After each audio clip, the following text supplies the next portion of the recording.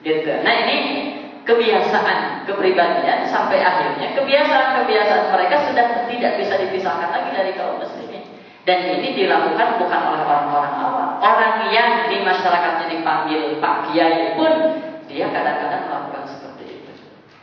Sampai saya kadang-kadang kalau kita belum melihat ibadahnya dalam keseharian, kadang-kadang kita biasa-biasa aja.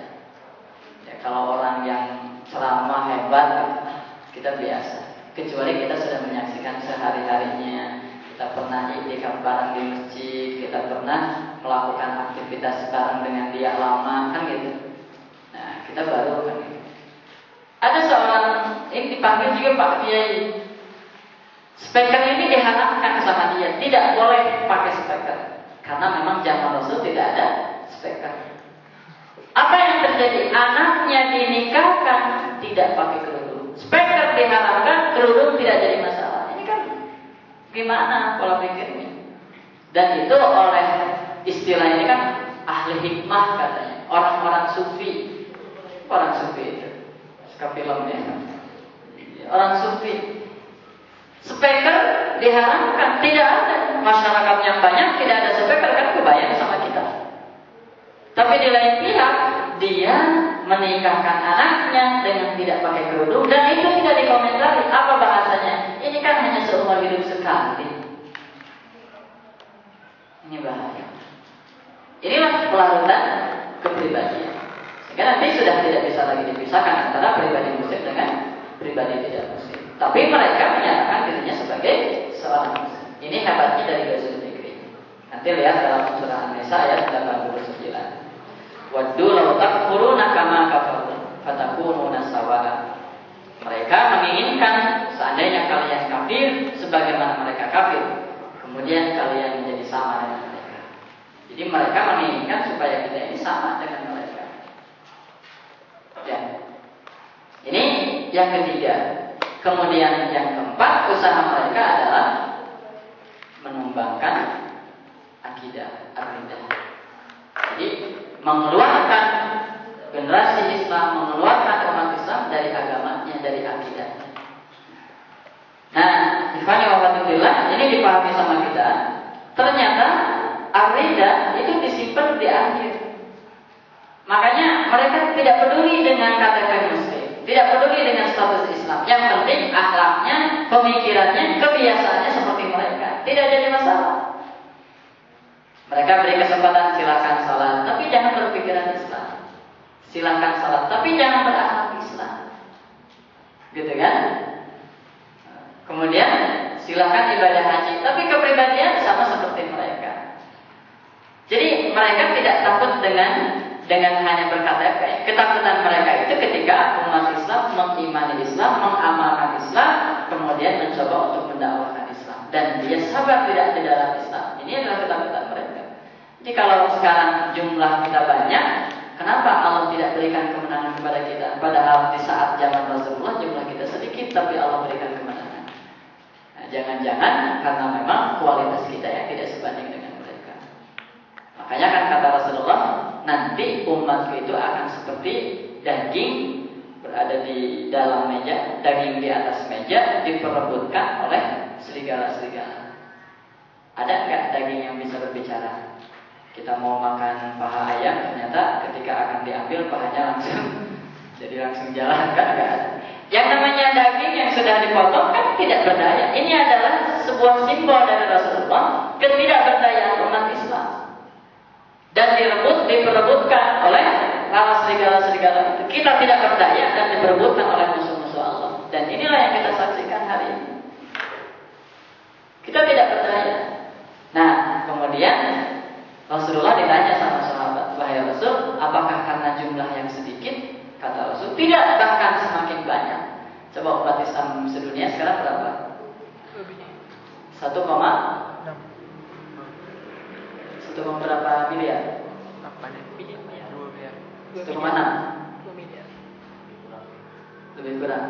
Ya, kurangnya nggak apa-apa, banyak juga nih. Ya.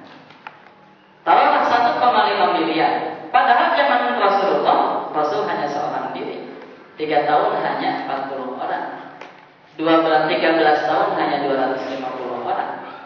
10 tahun kemudian memberi cahaya kepada Jazirah Arab dan Afrika, kemudian Asia. Ini yang dilakukan oleh Rasulullah dengan jumlah yang sedikit, tetapi memiliki keyakinan yang kokoh sehingga mampu Allah berikan dunia kepada mereka. Nah, kenapa kita hari ini tidak seperti mereka? Ternyata kata Rasulullah sudah terjangkiti penyakit wahan. Apa itu wahan? Hubul dunia wa karahiyatul maut, terlalu mencintai dunia, kemudian takut dengan kematian. Nah, ini yang terakhir yang mereka, upaya mereka lewat Ghazwul Fikri ini. Ternyata yang keempat adalah al-bidah, mengeluarkan generasi muslim dari agamanya menjadi agama mereka. Nah, alhamdulillah, kalau yang senang baca Era Muslim itu kan prediksi 2050 itu Eropa menjadi benua muslim terbesar. Dan ini logis kan. Sekarang itu banyak orang-orang yang pintar masuk Islam, meskipun tidak sedikit orang Islam keluar dari Islam, tapi kualitas beda. Mereka masuk Islam berdasarkan pemikiran, sedangkan umat Islam keluar dari Islam karena tuntunan perut saja, ideologi. Bukan ideologi, tapi tuntunan perut. Makanya jangan takut. Kalau orang keluar dari Islam hanya dikasih fasilitas hidup, gampang. Nanti ketika kita sudah sukses berislam, kasih lagi fasilitas hidup, dia akan kembali lagi ke Islam. Ya, jadi kalau di dekat kita ada keluar dari Islam itu karena dikasihkan, ada kisah satu kampung dikasih satu motor, itu keluar dari Islam. Kampung jauh, ekonominya bawah, kemudian dikasih makanan, dikasih motor, itu padahal motornya satu untuk satu kampung, keluar dari Islam. Saya pernah ke daerah Cimenyan, itu dalam berapa tahun sudah berapa keluarga yang masuk Kristen. Tapi kan motivasi mereka masuk Kristen itu karena tuntutan ekonomi. Nah, saya bahasanya kalau ngaji jangan takut dengan mereka. Mereka itu bisa dikembalikan lagi kepada Islam dengan ekonomi lagi, gitu ya. Tapi kalau orang berdasarkan ideologi pemikiran, mereka tidak bisa dikeluarkan lagi dari Islam. Kenapa? Karena keyakinan sudah mendarah daging dan sudah menjadi ideologi. Alhamdulillah kan, insya Allah mudah-mudahan kita mampu menyaksikan sebagaimana prediksi para ulama itu 2020 itu adalah abad Islam lagi. Ya, kalau 2020 di sini sudah jadi apa? Mungkin sudah ada yang jadi menteri, ya? Sudah jadi gubernur, sudah ada yang jadi direktur rumah sakit. Insyaallah. Ya kita kan harus optimis. Mudah-mudahan. Yakin tidak ya itu? Halo? Yakin tidak? Kalau tidak yakin buat apa hadir di sini? Kita harus yakin. Jadi insyaallah Yusuf Qaradawi pun kan begitu.